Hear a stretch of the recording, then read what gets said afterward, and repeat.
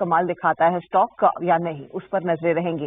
चलिए, इस बीच market big voice में आज हमारे साथ जुड़ रहे हैं एक्सिस सिक्योरिटीज के चीफ इन्वेस्टमेंट ऑफिसर नवीन कुलकर्णी। नवीन जी, गुड आफ्टरनून। आप तो एक बहुत ही अच्छे रिकवरी वाले दिन हमारे साथ जुड़ रहे हैं। पिछले 2 दिनों में जो धुलाई हुई मार्केट की और जो पिछले 6 दिनों से लगातार बिकवाली का दबाव है, उस पर आपकी एनालिसिस क्या है? जो निकलना था फ्रॉथ निकल गया या फिर अब भी एक मौका मिलेगा नीचे खींचने का मार्केट को?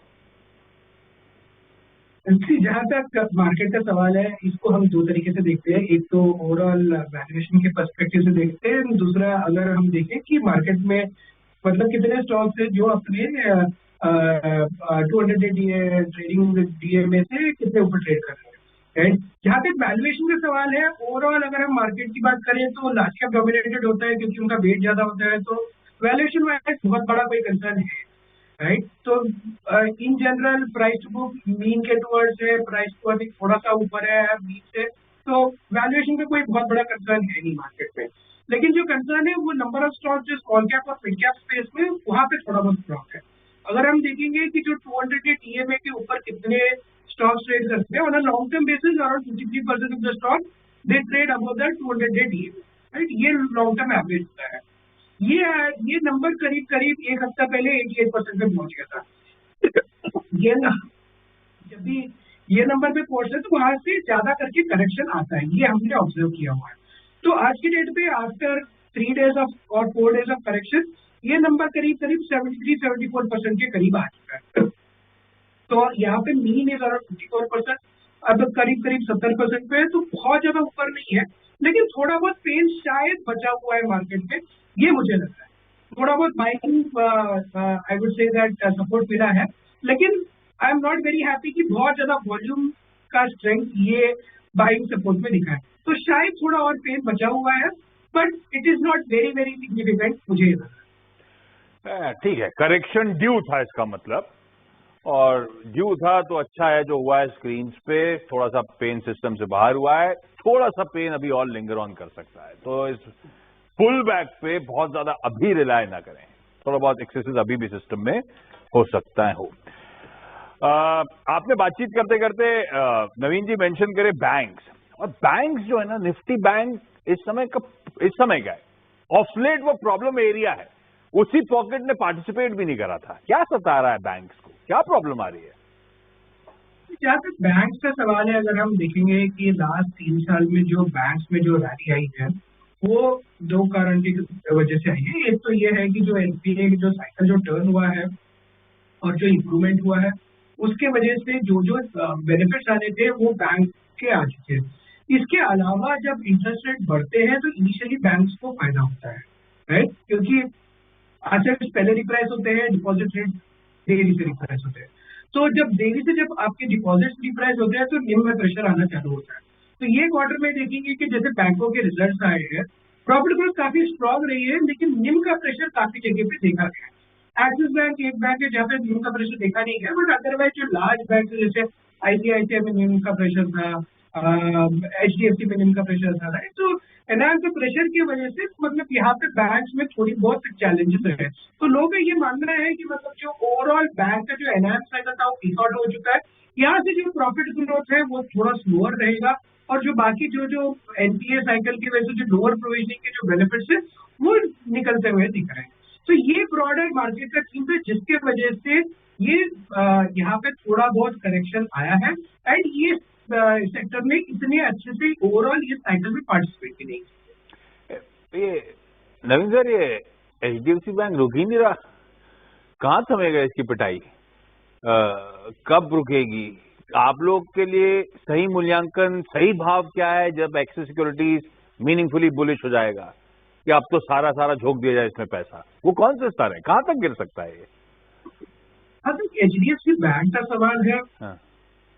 मैं ये मानूंगा कि ये अभी कितना गिरेगा ये थोड़ा सा कहना मुश्किल है, लेकिन ओवरऑल वैल्यूएशन वाइज और ज्यादातर जो पैरामीटर्स हम देख सकते हैं उस हिसाब से बॉटम आउट तो हो चुका है। लेकिन होता यही है कि एचडीएफसी बैंक ये कोई छोटा बैंक है नहीं कि मतलब जहाँ पे 1000-2000 करोड़ की बाइंग से मतलब स्टॉक में बहुत मीनिंगफुल इंप्रूवमेंट आएगा। तो उसको टाइम लगेगा, क्योंकि stock is a very large has a very large market capitalisation और बहुत बड़ा पार्ट ऑफ इंडेक्स है, राइट। तो यहाँ पे वैल्यूएशन वाइज क्लियरली मुझे लगता है कि बॉटम आउट हो चुका है। थोड़ी बहुत चीजें हैं, जैसे आगे जाके भी थोड़ी बहुत क्रेडिट कॉस्ट रिलेटेड चैलेंजेस है, इंटीग्रेशन रिलेटेड चैलेंजेस है, राइट। वो 6 महीने का मतलब थोड़े बहुत ऑपरेटिंग परफॉर्मेंस में थोड़े बहुत चैलेंजेस आ सकते हैं, लेकिन ओवरऑल मुझे लगता है कि ये जो लेवल है HDFC बैंक के लिए अच्छे लेवल है, और यहाँ से जो भी एस्टिमेट करेंगे उनको नेक्स्ट 2 से 3 साल में 15 से 16% का कंपाउंडिंग रिटर्न बनने की संभावना बहुत ज्यादा है। अच्छा नवीन जी, मारुति के नंबर्स आपने कुछ ही देर पहले देखे होंगे, मार्जिन इंप्रूवमेंट बहुत ही सॉलिड रहा है। अब क्या इसी तरह का मार्जिन इंप्रूवमेंट बाकी 4 व्हीलर कंपनियां दिखा पाएंगी? Point number 1। Point number 2, Maruti फिर अब इन नंबर्स के बेसिस पर क्या 12,000 तक जाने की क्षमता रखता है? जहाँ तक मारुति का सवाल है, ये क्वार्टर के नंबर्स बेशक बहुत बढ़िया थे। हाफ ईयरली उन्होंने मारुति ने करीब 200 रुपए का EPS कर लिया है, तो वो काफी पॉजिटिव है। क्वेश्चन ये है कि अगर ये बेसिस पे बाकी भी ऑटो कंपनीज के नंबर्स अच्छे आएंगे और ये इतना मार्जिन इंप्रूवमेंट रहेगा, इसके बारे में मैं थोड़ा डाउटफुल रहूंगा, क्योंकि मारुति का ओवरऑल प्रोडक्ट मिक्स बहुत ज्यादा डिफरेंट है कंपेयर टू अदर कंपनी। जैसे अगर टाटा मोटर्स देखेंगे तो उसमें CV का मिक्स है, राइट। अगर हम महिंद्रा एंड महिंद्रा की बात करेंगे तो उसमें farm equipment is a very large part of the business, right. जबकि मारुति में प्रीमियमाइजेशन की स्टोरी काफी ज्यादा स्ट्रॉन्ग है, राइट। तो ओवरऑल जो अगर आप देखेंगे मारुति के नंबर्स, उसमें जो वॉल्यूम ग्रोथ है जस्ट अराउंड 7 to 8%, लेकिन जो ओवरऑल रेवेन्यू ग्रोथ है वो 20% के ऊपर है। तो मिक्स इंप्रूवमेंट और प्रीमियमाइजेशन ट्रेंड के वजह से जो बेनिफिट मारुति को मिला है, ये सेम बेनिफिट शायद सारे कंपनीज में ना दिखे, right. That is my broad point. जहां तक स्टॉक का सवाल है कि यहाँ से मतलब और एक 10 से 12% का रिटर्न की संभावना है, मुझे लगता है बिल्कुल है, क्योंकि स्टॉक काफी अच्छा कर रहा है, मार्जिन डबल डिजिट में पहुंच गए हैं।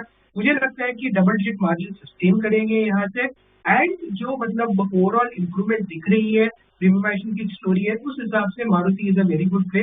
सो यहाँ से 10 से 15% का रिटर्न बहुत लाइकली लगता है मुझे। मारुति भाई, SUVs बहुत धड़ल्ले से, लास्ट टाइम अपने चैनल पे आए थे तो बता रहे थे कि SUVs जो अब बिक रही है उसमें सबसे बड़ा मार्केट शेयर अब हम गार्नर कर रहे हैं।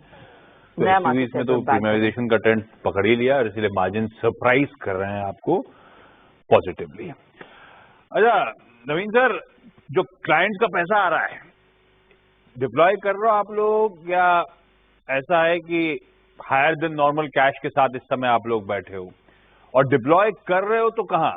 वो डिफेंसिव, फार्मा, IT इनकी तरफ रुझान है, या क्या पिक एंड चूज कर रहे हो आप लोग? जहाँ तक हमारा डिप्लॉयमेंट का स्ट्रेटेजी होता है, हम बहुत बड़ा कैश कॉल नहीं लेते, क्योंकि क्लाइंट ने हमको पैसा दिया है to invest in equity market, तो ये हमारा फिलॉसफी है। तो बहुत रेयरली हमारे पास 10% के ऊपर पोर्टफोलियो में कैश होता है। सो वही स्टेटस अभी भी है। बहुत बड़ा कोई कैश पोजीशन है नहीं हमारे पोर्टफोलियो में। जहाँ डिप्लॉयमेंट का सवाल है, हमने थोड़ा बहुत हमारे पोर्टफोलियो लेवल पे थोड़ा बीटा कम किया है और क्वालिटी कंपनीज के तरफ फोकस ज्यादा किया है। फार्मा डेफिनेटली हमें अच्छा लगता है सेक्टर, तो वहाँ पे फार्मा, हेल्थ केयर एंड जो क्वालिटी कंपनीज है, और to some extent large cap focus थोड़ा बहुत किया है। बट यस, जो 2 थीम है हमारे, वो ये है कि क्वालिटी के तरफ थोड़ा ज्यादा फोकस कर रहे हैं, और जो इंक्रीमेंटल जो डिप्लॉयमेंट अगर न्यू आइडियाज की भी हम तलाश कर रहे हैं, तो थोड़ा लार्ज कैप बीटा फोकस कर रहे हैं rather than small cap ideas. ये ब्रॉड एरियाज ऑफ फोकस है हमारे। बहुत बहुत शुक्रिया नवीन जी हमारे लिए समय निकालने के लिए। फिर आपसे जल्द बातचीत होगी। फिलहाल उम्मीद यही करें जब अगली बारी बातचीत होगी मार्केट सस्टेन करे इस अपने अप मूव को। मार्केट की चाल जो आज एक अच्छे खासे पुल बैक की है, हालांकि ध्यान रखिएगा 65 तक का जो हाई दिखाया था उससे थोड़ा सा नीचे आकर 42